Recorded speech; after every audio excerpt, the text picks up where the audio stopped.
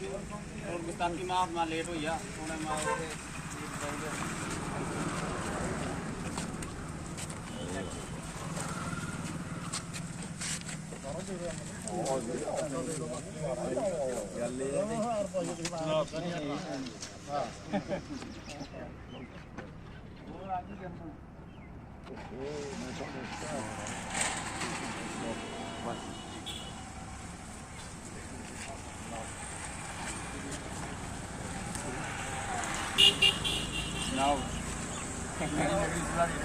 काम भी बहुत अच्छे जनाब नहीं निकली चले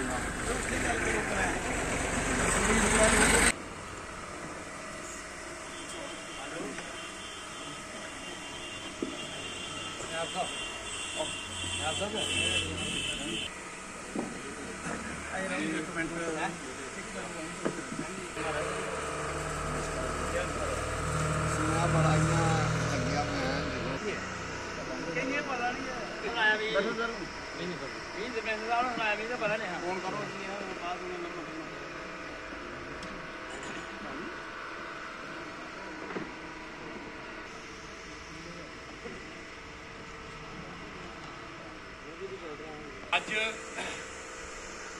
के मुख्य अतिथि साढ़े प्रोग्राम के सीतार साहब साढ़े BDC के चेयरमैन कल्याण Chand G S chairman Subhash ji साढ़े ब्लाक प्रधान नेता जी पवनदेव सिंह जी साढ़े गदौर साहब आए देते मैडम शशिकांता जी साड़ी वाइस चेयरमैन और रघुवीर जी आए थे सैर प्रधान नेता जी सतनाम साढ़े सिटे बड़े जिन्हें भी आए थे सारे मैं सारे का शुक्रिया अदा करना कि 10 बजे जनाब सारे बैठे ने थोड़े इंतजार सारे दिल की ख्वाहिश ही और सारे दे काम कराते सोशल एक्टिविटा सानू अफसोस लगा बड़ा इनकी ट्रांसफर का अचानक जो सूँ पता लगा एक गल दिखनी हो तो सिस्टम है एक अंपलाइज जोड़ा है चाहे छोटा चाहे बड़ा अंपलाइज है उनका एक सिस्टम है कि उनकी ट्रांसफर जी रूटीन है महीने 2 महीने 6 महीने बाद साल बाद उन्हें पेंशन होती है उनकी अफसोस भी चलो लगता है सानू इसलिए कोई 2-3 साल अपनी जनता काम करिए चाहता असी इन्हें यो बेनती कर रहे हैं भगवान अगर कि तहसीलदार साहब SDM बनी आन कलैक्टर बनी आन साढ़े कठुए अस उत्थे भी दिए हार पाइए और इन्हें मुबारकबाद देइए साढ़ी इये मनोकामना है मैं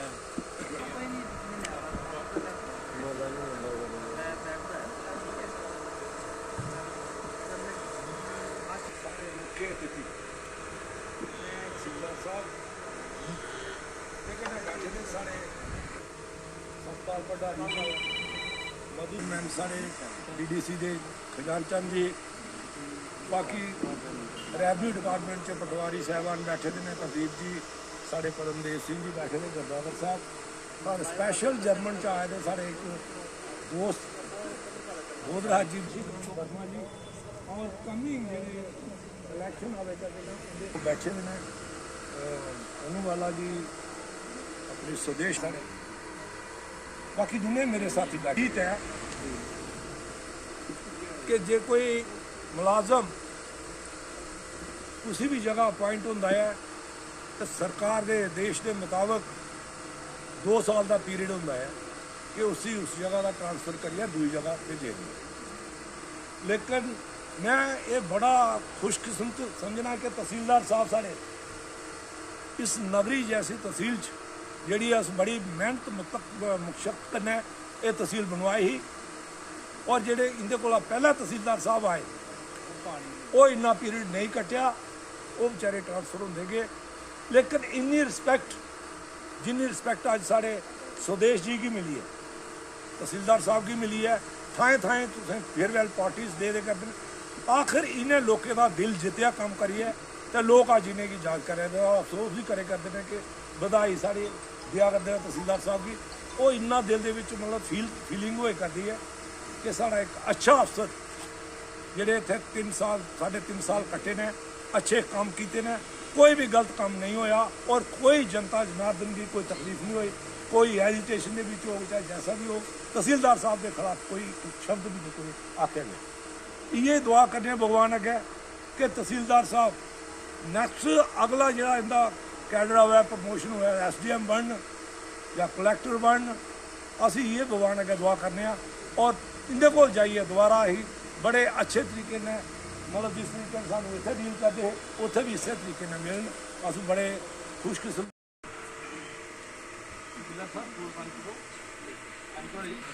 जो बुलंद इखलाक होते हैं, जो बुलंद इखलाक होते हैं हमेशा झुक के मिलते हैं, सुराही सर नगू हो के बरा करती है पैमाना। अच्छापन है 3.5 साल के टैनूर दे विच जो काम इन्हें किए, मतलब हर बशर हर बच्चा नौजवान जोड़ा उनके मन च उनकी जुबान पर इनके प्रति एक खास रिस्पैक्ट रही है। तहसीलदार साहब को जाना जी, तहसीलदार साहब को जाना असें 3.5 साल के पीरियड कहीं कुछ को यह नहीं सुनिया कि मेरा काम नहीं होया जी। अगर काम जैनून है तो काम रुकिया या तहसीलदार ने काम नहीं किया। मतलब इन्हें हर बंदे की हर तबके की अपने तरीके कने रखा। मैं तो बड़ा इस चीज़ वास्ते इनका बड़ा तह दिल करना शुक्रगुजार है। तो अगली जी इनकी आने वाली जर्नी है, जो आने वाला टैनूर है, असीं तो ये दुआ करने कि जल्दी को जल्दी SDM ACR जो भी DC बनी इतने कटूगे लगन तो असीं मुड़िए जाइए इनका वेलकम करिए। तो पक्का इधर कहने बात करती हूँ कि आप सभी जहाँ पे पहुँचे।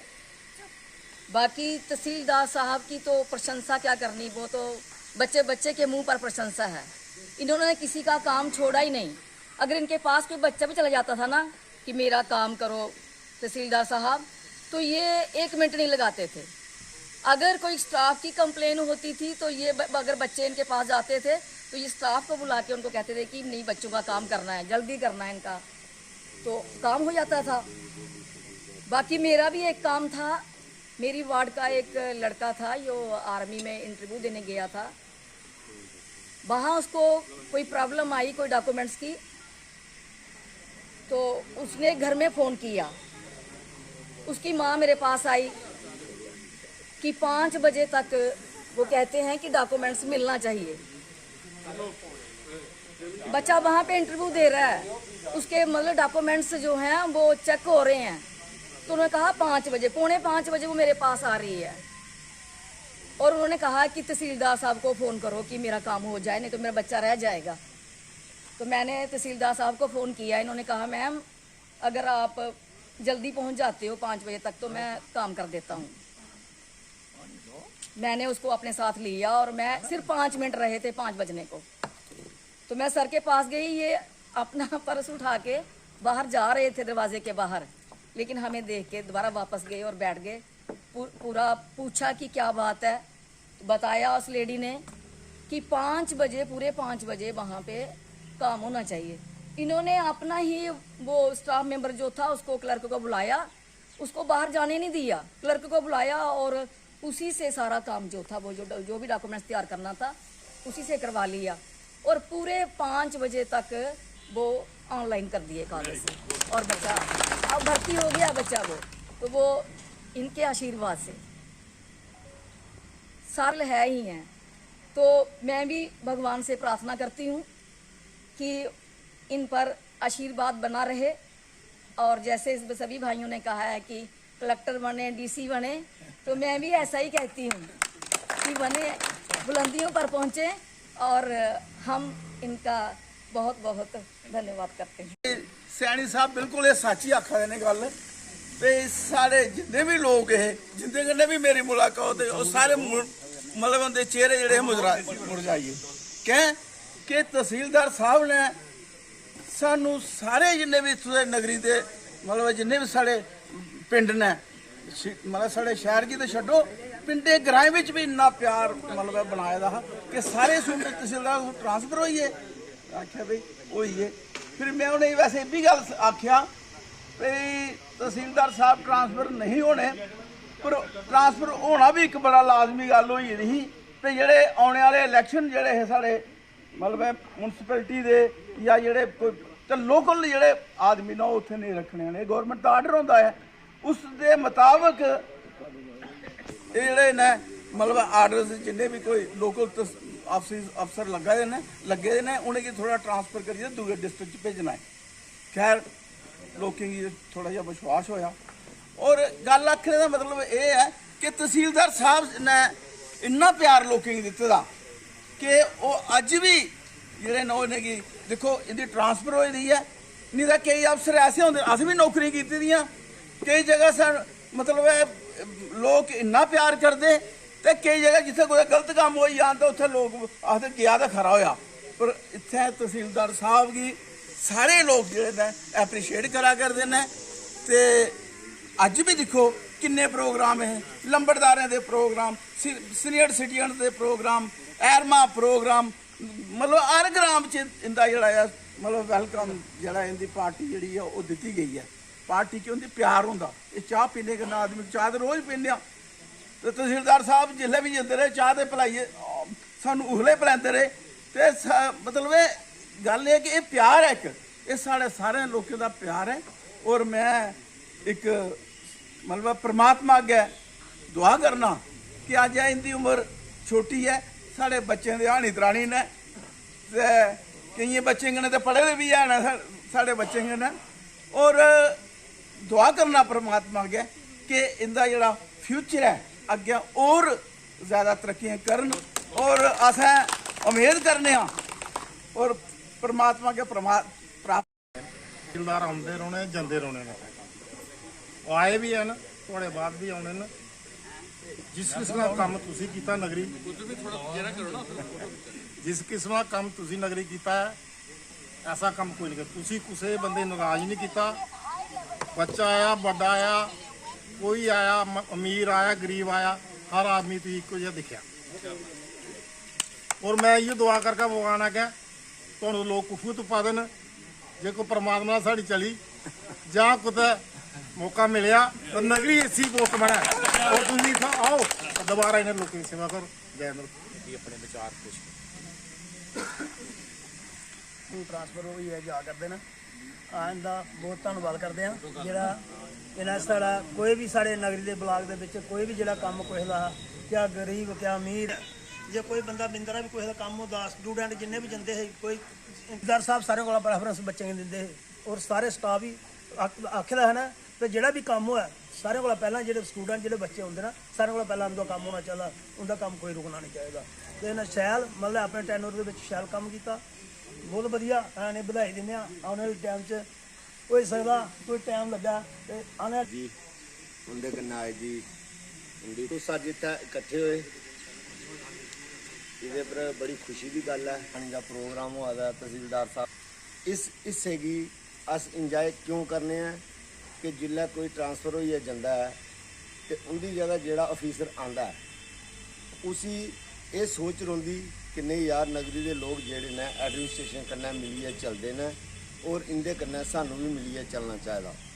तहसीलदार साहब जिल्लै नगरी आए एक ग्रां चों निकले दे हे, छोटा जिहा ग्रां हाँ, पढ़ी लिखी है, आए और मैं समझना कि इन्हें नगरी टोपोग्राफी की बड़े अच्छे तरीके कन्नै समझिया। और असीं दिखिया कि अगर असीं राती 12 बजे भी फोन किया तो तहसीलदार साहब ने अटेंड किया और उहदे पर कार्रवाई हुई। तो मैं ज़्यादा नहीं बोलगा, मैं तहसीलदार साहब ने एको ही रिक्वेस्ट करगा कि जनाब जिथे भी अगे जान जनाब पूरे नगरी आंगर जियां नगरी दे विच तुसें हर बच्चे कन्नै हर लेडीज़ कन्नै हर बजुर्ग कन्नै कंटैक्ट रखिए काम किया, इयां गै अगे काम करो तो अगे बधो ताकि अस तुहाड़े कन्नै दोबारा सैक्टरेट दे विच मिलिए तो तुहाड़े कोल सैक्टरेट दा दायित्व है। जय हिंद जय भारत। बहुत दुखी मन होया क्योंकि सानू पहली गल इयै अफसर नहीं मिलते हैं और ये जनाब होरी अज तहसीलदार साहब साढ़े इत्थे आए रहे 4-5 साल होई आ 4 साल होई आ। इंदे काल दे विच बहुत ही ऐसे मुश्किल हालात आए, करोना काल भी आया, और भी बड़ी ऐसी घटना हुई कि इन्हें हर बंदे कन्नै ये सब बना चले कि तहसीलदार समझिए नहीं चले, आम बंदा समझिए चले।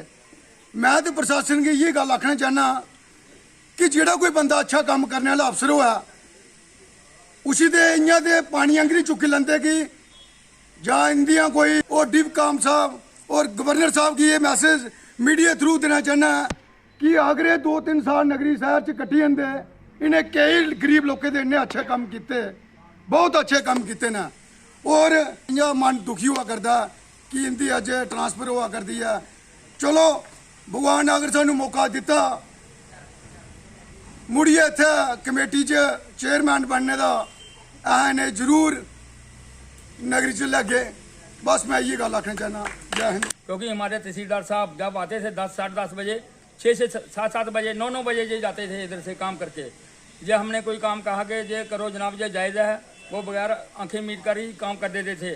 आज हैं क्योंकि जब हम इनकम बनाने आते थे तहसीलदार साहब खुद ही करके देते थे। आज हमारे लोग भी खुश हैं, गांव के भी लोग खुश हैं, नगरी टाउन के भी लोग खुश हैं। बाकी जो हमारी पंचायतें हैं इनकी बदौलत ही चली हैं। जो भी आते थे हमारे मेंबर, जो हमारी म्यूनसिपल कमेटी के हैं ना चेयरमैन थे या उनके मेंबर थे, उनके साथ मिलकर भी तहसीलदार साहब ने कई ऐसे मसले हल किए हैं। उनके लिए भी बहुत फ़ायदे दिए हैं हमारे गांव के लिए, हमारे तहसील के लिए।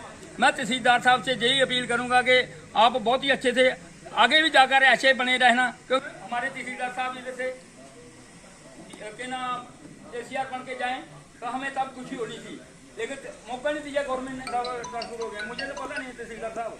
बाकी के लिए हमारे लोगों के लिए भी आपने बहुत अच्छा काम किया। हमारे लोग भी आपसे मिलकर चले, लेकिन रेवेन्यू को नगरी वाले जो रेवेन्यू हैं उनको भी ठीक किया। तहसीलदार साहब हम आपको तो भूल ही नहीं सकते।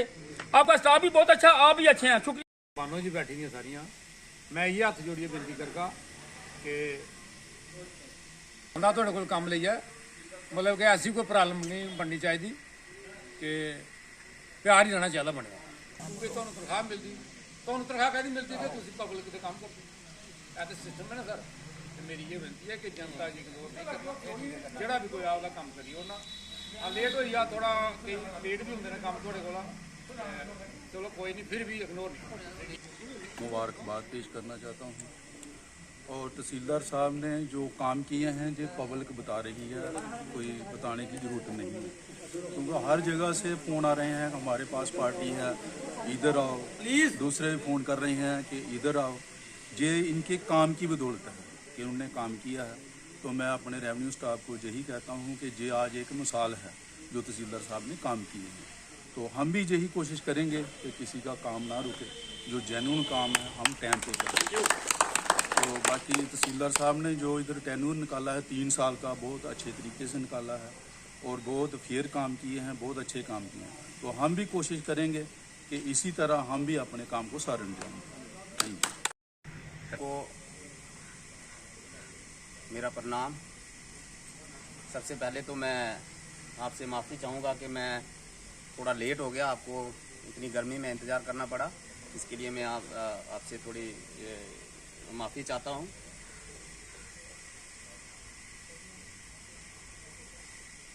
आप लोगों ने मेरी बधाई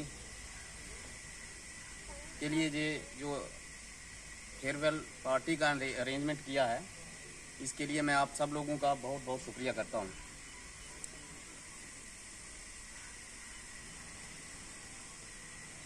जैसे कि सब लोगों ने बताया कि ये जो ट्रांसफ़र है, ये तो गवर्नमेंट जॉब का एक हिस्सा है। जैसे एक ज़िंदगी है, उसमें खुशी गमी भी उस ज़िंदगी का हिस्सा है। जब तक ज़िंदगी है तब तक ये साथ में चलेंगी। इसी तरह से जो गवर्नमेंट जॉब है से दूसरी जगह चलती रहेंगी। आप सब लोगों ने यहाँ पर जो मेरी तारीफ़ की, मैं इसका हकदार नहीं हूँ। मैं समझता हूँ कि मैं इस काबिल नहीं हूँ कि जिस हिसाब से आप तारीफ़ कर रहे हैं मेरी, मैं इसका हकदार नहीं समझता हूँ अपने आप को। लेकिन इतना ज़रूर है कि जो मुझे इंस्पायर ज़रूर कर रहा, अच्छा काम करने की कोशिश करूँ। तो इसके लिए आपका बहुत बहुत शुक्रिया। 3 महीने का मैं ये समझता हूँ कि ये बगैर कंट्रोवर्सी के यहाँ से ये मेरा टेन्योर जो है वो कंप्लीट हुआ। इसमें ये सब इसलिए हो पाया कि आप सब लोगों का जो सहयोग रहा, आपका जो आशीर्वाद रहा, इस वजह से हो पाया। इसके लिए मैं आप सब लोगों का बहुत बहुत धन्यवाद करता हूँ।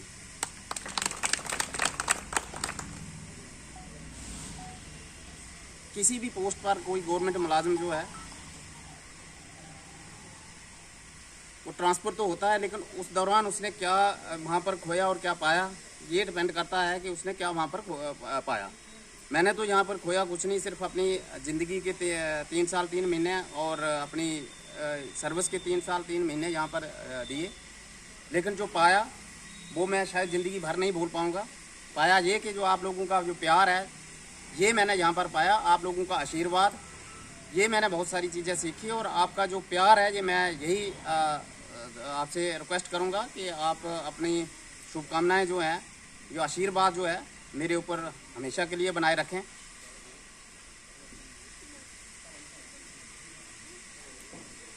रही बात यहाँ से जाने की, बहुत सारे साथियों ने यहाँ बताया कि उनको दुख हो रहा है, मैं समझता हूँ।